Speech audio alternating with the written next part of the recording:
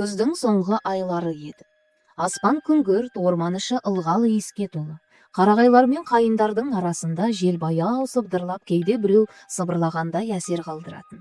Сол күні 4 жігіт жолға шықты. Олар қаладағы қарбаластан қашып, бірнеше күнге балық аулауға бармақ болды. Анау орманның ішінде бір көл бар деді олардың бірі Ермек. Балыққа толы, бірақ ешкім де жақындамайды екен. Неге деп күлді Нұржан. Айтуларынша бірдеңе бар. Жігіттер ондай әңгімеге аса мән берген жоқ. Олар жол талғамайтын көлікпен орман ішіне тереңдей берді. Жол барған сайын тарылып, ағаштар күн сәулесін жасырып, айналаны күңгірттендіріп жіберді. Көп ұзамай олар көлге жетті. Көл ерекше еді.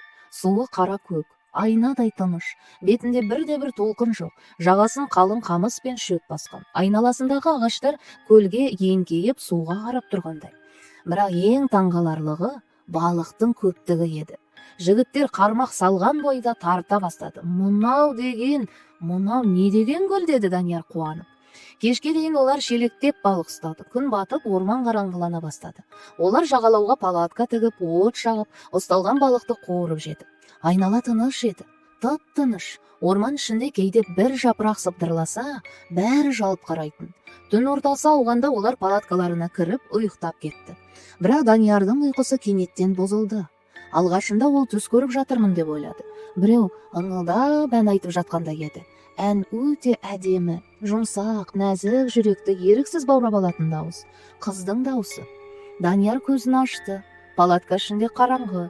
Қалған жігіттер қорылдап ұйықтап жатыр. Ал ән сырттан естіліп тұр.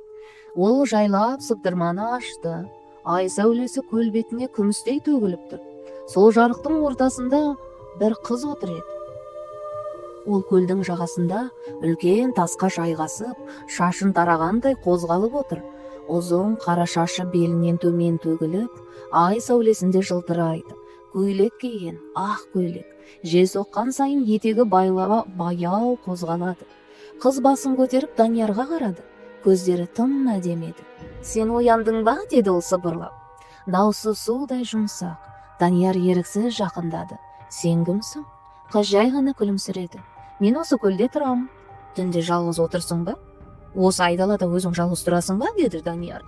Мен жалғыз емеспін, деді қыз. Оның көзі көлге қарай сырғып кетті. Данияр жүрегінің біртүрлі соғып кеткенін сезді. Су жылы, деді қыз кенет кірпігін жыпылықтатып. Су сондай жылы, кіріп көргің келе ме? Деді Даниярға. Данияр күліп жіберді. Қазір ме? Иә, түнде су ерекше болады. Қыз орнынан тұрып, баяу суға түсті. Ай сәулесі оның үстіне төгіліп, денесі күмістей жарқырап кетті. Кел, деді ол. Даниярдың ішінде бір күш оны тоқтатқысы келгендей болды. Бірақ қызның дауысы, көздері, ол аяқ киімін шешіп суға кірді. Су шынымен жып-жылы еді, сүттей жұмсақ. Данияр таң қалып күлді. Расында жылы екен. Қыз оған қарап тұрды, күлімсіреп. Тереңірек кел, деді. Олар көлдің ортасына қарай жүре берді. Су белден асты, кеудеге жетті. Әлі де жылы ма? Деп қыз сұрады. Иә, деді Данияр. Онда тағы кел, деді. Қыз бір қадам артқа шегінді. Тағы. Көл тереңдей түсті. Данияр аяқ астында батпақ тәрізді нәрселерді сезді. Бірақ ол тоқтамады. Қыздың көздері оны өзіне тартып тұрғандай. Кенет ол қыздың жүзін анық көрді. Және жүрегі суып кетті. Қыздың күлкісі тым кең еді. Аузы шектен тыс созылып кеткен. Көздері ай сәулесінде ақшыл, жансыз болып көрінді.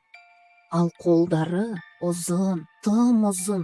Сол сәтте қыз оның білегінен ұстап алды, суырып тарта бастады. Кел, тереңірек кел.